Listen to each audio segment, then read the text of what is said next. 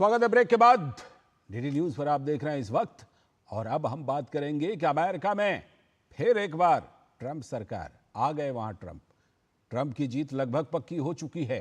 तो अमेरिका में एक बार फिर से डोनाल्ड ट्रंप बनने जा रहे हैं राष्ट्रपति। डोनाल्ड ट्रंप ने अमेरिकी राष्ट्रपति चुनाव में जीत दर्ज करने के बाद अपना पहला धन्यवाद भाषण भी दे दिया। ट्रंप ने सभा में मौजूद सभी लोगों को दिया धन्यवाद। कहा, यह आंदोलन की तरह था। अब हम अपने देश को नए तरह से मदद करेंगे और सभी समस्याओं का समाधान करेंगे। हम पास्ट में सभी बाधाओं को पार करके आगे बढ़े हैं और आगे भी बढ़ते रहेंगे। साथ ही ट्रंप ने कहा, यह ऐतिहासिक जीत है जो पहले कभी किसी को नहीं मिली। तो डोनाल्ड ट्रंप की जीत पर पीएम मोदी ने सोशल मीडिया प्लेटफॉर्म एक्स पर बधाई दी। संबंधों की और मजबूती का भरोसा जताया पीएम मोदी ने। ऐतिहासिक जीत पर मेरे मित्र डोनाल्ड ट्रंप को हार्दिक बधाई, ये पीएम मोदी ने एक्स पर लिखा है। दरअसल अमेरिका की राष्ट्रपति चुनाव पर पूरी दुनिया की नजर थी। तथाकथित लेफ्ट लिबरल मीडिया जिसे हम कहते हैं, उसने ट्रंप के खिलाफ वहां बड़ा जबरदस्त प्रचार चलाया था। लेकिन अमेरिका के लोगों ने सभी अटकलों पर विराम लगा दिए। दरअसल अमेरिका में भी भारत की ही तरह एक इकोसिस्टम अपना एजेंडा चलाता ही रहता है। तो उनके एजेंडे को वहां पे जवाब मिल गया, इकोसिस्टम के एजेंडे को, जैसे भारत में जवाब दिया था उसी तरह से। तो ट्रंप ने अपने धन्यवाद भाषण में कहा कि मेरी हर सांस अमेरिका के लिए है। Citizen, I will fight for you, for your family and your future. Every single day I will be fighting for you, and with every breath in my body, I will not rest until we have delivered the strong, safe, and prosperous America that our children deserve and that you deserve. This will truly be the golden age of America. That's what we have to have. This is a magnificent victory for the American people that will allow us to make America great again. तो जैसे भारत में होता है ना, फिर एक बार मोदी सरकार, वैसे वहां हो गया फिर एक बार ट्रंप सरकार। तो प्रधानमंत्री नरेंद्र मोदी ने सोशल मीडिया प्लेटफॉर्म एक्स पर डोनाल्ड ट्रंप को बधाई दी और लिखा, मेरे मित्र डोनाल्ड ट्रंप को ऐतिहासिक चुनावी जीत पर हार्दिक बधाई। जैसा कि आप अपने पिछले कार्यकाल की सफलताओं को आगे बढ़ा रहे हैं, मैं भारत अमेरिका व्यापक वैश्विक और रणनीतिक साझेदारी को और मजबूत करने के लिए हमारे सहयोग को नवीनीकृत करने की आशा करता हूं। आइए हम सब मिलकर लोगों की बेहतरी के लिए काम करें और वैश्विक शांति, स्थिरता और समृद्धि को बढ़ावा दें।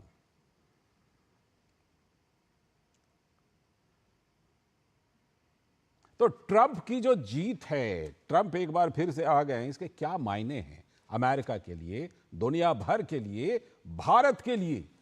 क्योंकि हाल में दो चीजों को जरूर ध्यान रखिएगा, बांग्लादेश की घटना को और कनाडा में जो कुछ हो रहा है। शेखर अय्यर हमारे साथ वरिष्ठ पत्रकार जुड़ चुके हैं इस पर और ज्यादा बात करने के लिए। सर, बहुत बहुत स्वागत।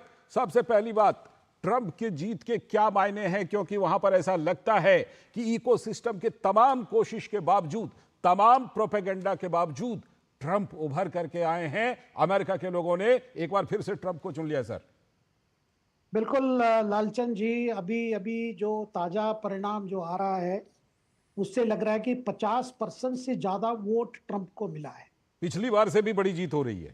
बिल्कुल बिल्कुल। और कई उनके राज्य जो माने जाते थे डेमोक्रेटिक पार्टी के बड़े गेम चेंजिंग स्टेट है, वहां पे भी रिपब्लिकन पार्टी की जीत हुई है, ट्रंप की जीत हुई है जी। इसका मतलब अमेरिका में जो वहां के जो वोटर्स हैं उनको लग रहा है कि अमेरिका की जो आज की जो आर्थिक हालत है उसके बदलने में केवल ट्रंप ही सक्षम है। और इसका असर आज आपने देखा होगा, भारत पे सेंसेक्स भी 1000 पॉइंट्स बढ़ गया। इसका मतलब ट्रेड मैटर लेकर, आर्थिक मैटर में लेकर सब लोगों की उम्मीद यही है, अगर ट्रंप की सरकार आएगी तो आपस पे अच्छी संबंध रहेगी, ट्रेड की अच्छी होगी। इसमें कई दिक्कतें भी होंगी क्योंकि ट्रंप तो अमेरिका फर्स्ट की पॉलिसी है। बिल्कुल। और इंडिया, देखिए कोई फिगर्स भारत का जो आत्मनिर्भर भारत है, उनका अमेरिका फर्स्ट है। तो इस बीच में कई बातें होगी, बातचीत होगी, संवाद होगी। और आज के तारीख में कम से कम $75 बिलियन की इंडिया से ट्रेड वहां जाता है, मतलब भारत से चीजें वही खरीदी जाती है अमेरिका में। जी। तो आप सोच सकते हैं इसका क्या कैसे असर होगा, क्या टैरिफ लग जाएगा, ये बात एक तरफ है। दूसरी तरफ आप देखिए ट्रंप और हमारे प्रधानमंत्री के बीच में जो पर्सनल रिश्ते हैं, वो रिश्ते की एक अलग जगह है। इसका मतलब बाइडेन सरकार हो या कमला हैरिस की जो वाइस प्रेसिडेंसी रही, और डेमोक्रेटिक पार्टी की जितने हैं, वो थोड़ा हमारे विपक्ष के लिए बड़ा कन्वीनियंट रहा। बिल्कुल। कि कहीं ना कहीं पॉलिटिकल प्रेशर डालना या पॉलिटिकल ये करना, ये ओबामा के समय भी हमने देखा। इसके बावजूद भी दोनों देश की संबंध अच्छे रहे, बाइडेन के समय भी अच्छे रहे, लेकिन हमारी ऑपोजिशन के लिए बड़ा एक डिसअपॉइंटमेंट है कि अमेरिका सरकार के माध्यम से या अमेरिका के शासन के माध्यम से वो जो सोच रहे थे भाई मोदी सरकार के लिए कुछ परेशानी हम क्या कर सकते हैं, उसमें उनको बड़ा झटका मिला है। सर, यहाँ पर एक बात का और मैं जरूर जिक्र करना चाहूंगा आपसे कि बाइडेन सरकार के दौरान खासतौर पर दो बातें देखिए, जो बांग्लादेश में हुआ उसको लेकर जिस तरह की बातें कही जा रही हैं, जैसी चर्चा है,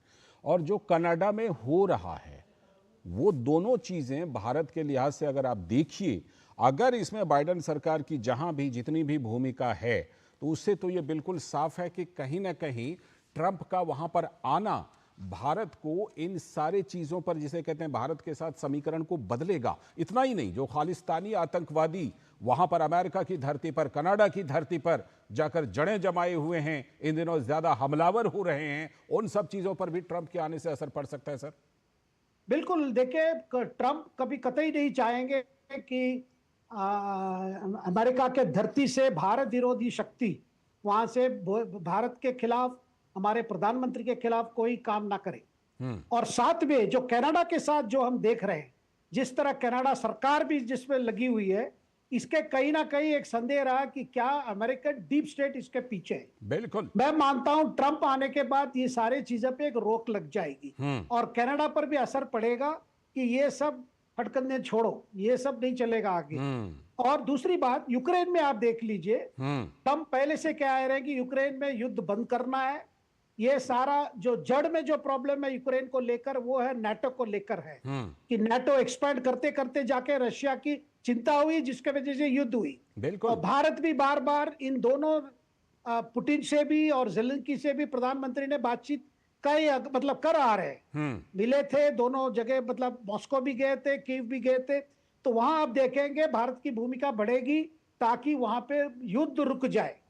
और तीसरी जो ज्यादा सबसे असर पड़ने वाला है, वो जो आज काडी क्षेत्र में जो परिस्थिति बनी है, वहां पर भी आप देखेंगे ट्रंप आने के बाद बड़ा असर पड़ेगा कि किसी तरह युद्ध रोकने के लिए, क्योंकि बार बार ट्रंप कह रहे हैं कि वो नहीं चाहते कि कहीं पे युद्ध हो जिसके वजह से आर्थिक संबंध बिगड़े। सबसे चिंता है कि इस तरह की जो कॉन्फ्लिक्ट्स है, कॉन्फ्लिक्ट जोन में वो युद्ध हो सकते हैं। तो इसीलिए ट्रंप आना भारत के लिए अच्छा है, लेकिन रिश्तों में चैलेंजेस आएंगे जरूर। और दूसरी बात देखिए, ये चाइना के लिए भी कोई अच्छा संकेत नहीं है।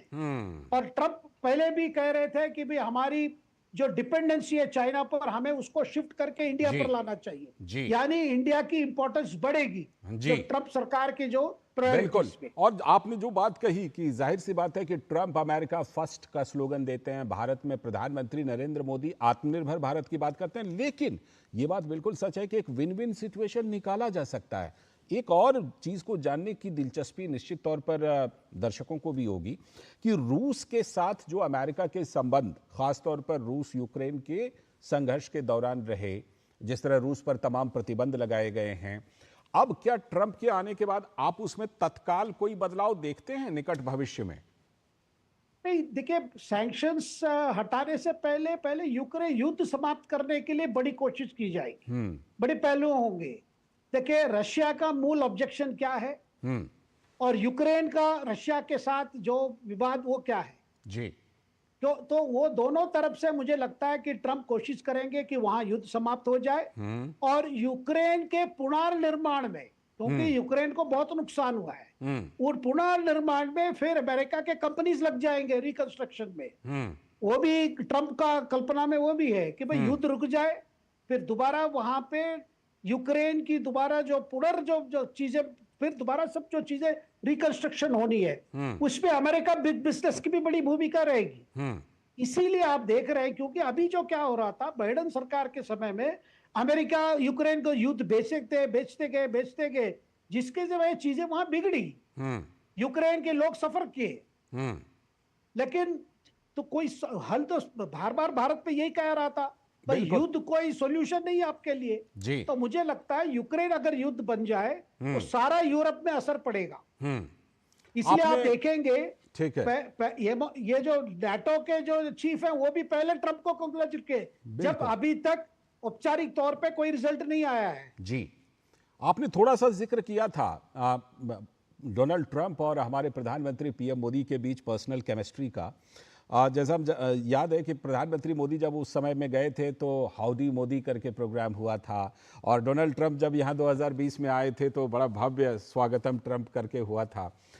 ऐसे में जो दोनों नेताओं का केमिस्ट्री है, पर्सनल केमिस्ट्री है, वो भी उस चीज को लेकर एक विन विन सिचुएशन बनाने को लेकर भारत अमेरिका के लिए भी, ये जो एशिया पैसिफिक है जिसकी काफी ज्यादा चर्चा होती है, एशिया पैसिफिक रीजन की, इसके लिए दोनों नेताओं के बीच एक अच्छी केमिस्ट्री, एक अच्छा इक्वेशन हमें देखने को मिल सकता है। बिल्कुल लालचंद जी, देखिए प्रधानमंत्री मोदी जी और अभी राष्ट्रपति ट्रंप, प्रेसिडेंट इलेक्ट हम कह सकते हैं, इन दोनों के बीच में एक जो केमिस्ट्री के साथ साथ एक दूसरे पर विश्वास है।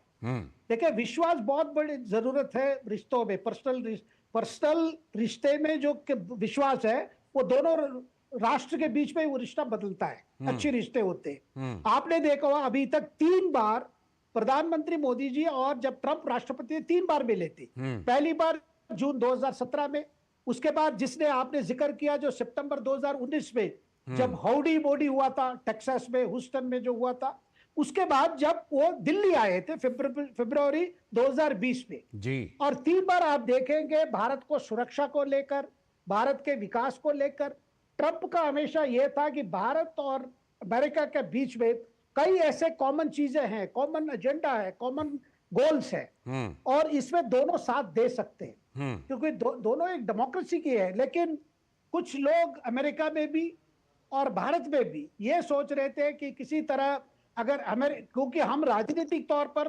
प्रधानमंत्री मोदी को विरोध नहीं कर पा रहे, कुछ ऐसी विपक्ष की शक्तियां थी जो सोचते थे भाई अमेरिका में अगर कमला हैरिस आ जाएगी, डेमोक्रेटिक पार्टी की शासन फिर आ जाएगा, तो फिर हम मोदी जी को कितना तकलीफ दे सकते हैं बाहर से अमेरिका में। तो ये वाले जो चीजें इनकी जो प्लानिंग थी, क्योंकि ये चीजों को कभी ट्रंप एनकरेज नहीं करेंगे, क्योंकि आप ट्रंप जिस का तरह यही बात है कर रहे हैं कि जी जिस तरह आप बात कर रहे हैं उससे जुड़ा एक सवाल मेरे मन में आ रहा है कि ये जो पूरा का पूरा इकोसिस्टम भारत की तरह ही वहां पर चलता है, और हमने देखा कि कैसे उसने एक, जिसे कहते हैं ना, पूरा बुलबुला खड़ा किया था और वहां अमेरिका के लोगों ने उस बुलबुले को फोड़ दिया। अब जाकर के, जैसे भारत में फोड़ा था, तो अब जाकर के क्या ये जो पूरा इकोसिस्टम, जिसे इकोसिस्टम के नाम से इन दिनों बोलते हैं, क्या उनको कुछ सीख मिली अमेरिका में? क्योंकि आप खुद बता रहे हैं कि डोनाल्ड ट्रंप की जो जीत है वो पिछली बार से भी ज्यादा बड़ी जीत है। देखिए ये इकोसिस्टम ग्राउंड रियलिटी से दूर हो चुके हैं।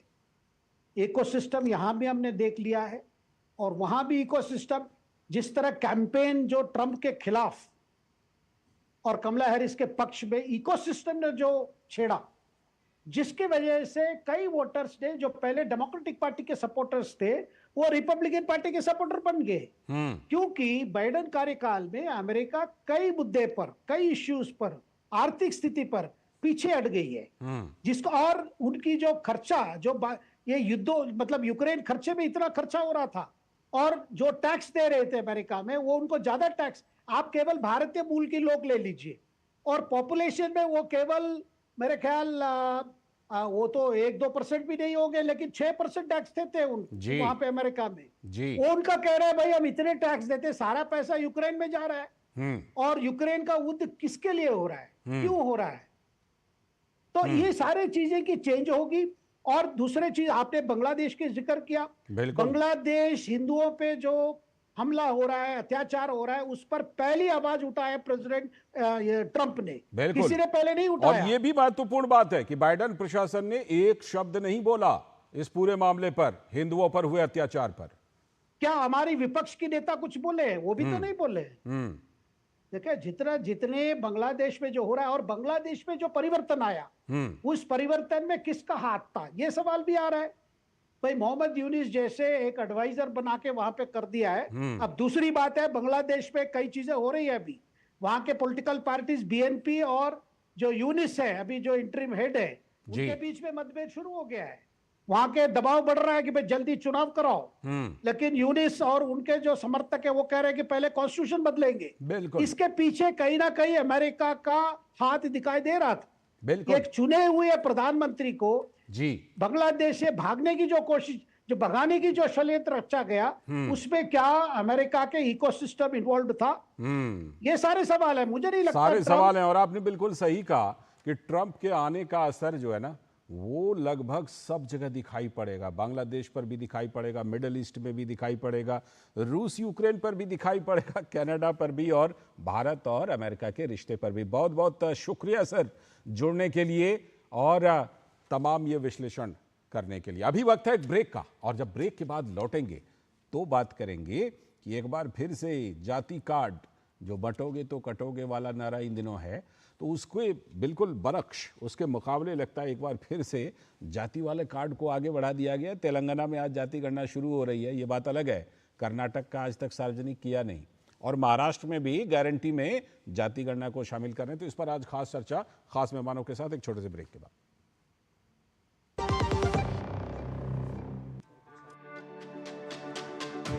मेरी पसंद, मेरी पसंद, मेरी पसंद, मेरी पसंद।